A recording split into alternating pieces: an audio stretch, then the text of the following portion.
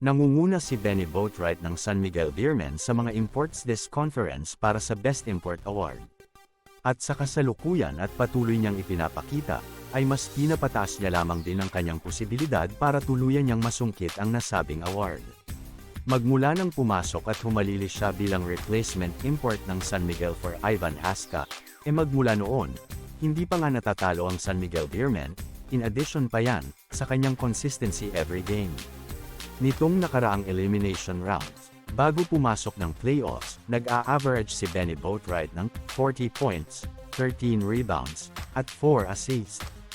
At ito namang playoffs, bago ang finals nila with Magnolia, 35 points, 12 rebounds, 3 assists, at 1 block naman ang kanyang ina-average. And in these 2 games so far ng Beermen in this PBA Finals, another big numbers and big contribution ang naibibigay ni Boatwright sa kanyang koponan, 31 points, 13 rebounds, at 3.5 assists. Talagang napakalakas ng import na nasungit ng Beermen for this Commissioner's Cup.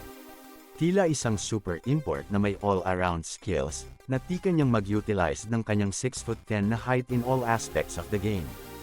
Kaya rin kasing sumabay ng import na ito even sa mga smaller defenders na expectedly ay mas mabibilis sa kanya. Suma total, sa ipinapakita ni Benny Boatwright this conference, siguradong-sigurado na makukuha niya ang Best Import of the Conference Award, lalo na at typical na ina-awardan nga ang BPC Award, every 4th game ng PBA Finals, so kahit pa manalo ang Magnolia sa Game 3.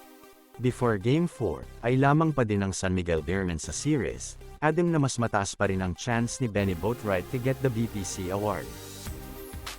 Samantala, sa kabilang balita naman tayo, matapos ang Game 2 ay tila nagkaroon na naman nga ng panibagong isyo si Calvin Abueva.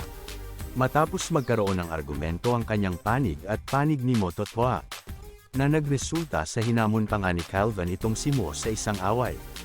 At kaya naman may mga rumors, na iban na nga raw ng tuluyan si Calvin Abueva dahil eto na naman may gulo na naman siyang kinasangkutan, at inaasar pa nga siya ng mga netizens na asar talong araw. Dahil down at 0-2 na nga Magnolia.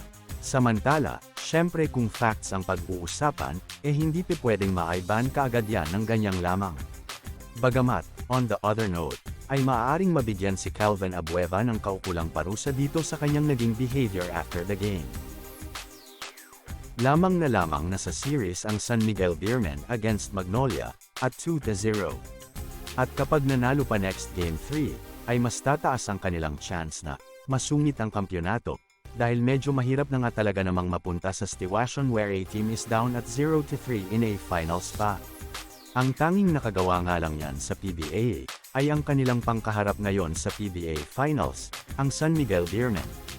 Samantala, this first 2 games ng kanilang final series, Cypre dahil lamang ang Beermen sa series na ito. Sa Beermen din muna tayo kukuha ng mga players na nangunguna pagdating sa Finals MVP, na kung saan, si JMF o Junmar Fajardo at si CJ Perez ang nangunguna dyan. Una para kay Junmar Fajardo, in his first 2 games, he averaged 15 points, 11 rebounds, and 4.5 assists. Samantala, si CJ Perez naman, in his first 2 games in this series, averaged 19.5 points, 4 rebounds, and 2.5 assists. Suma total, ang dalawang yan, ay ang kasalukuyang nangunguna pagdating sa Finals MVP Award. Pero syempre, depende pa yan sa natitirang games this final series, lalo na kapag makabawi ang Magnolia sa mga susunod na laban.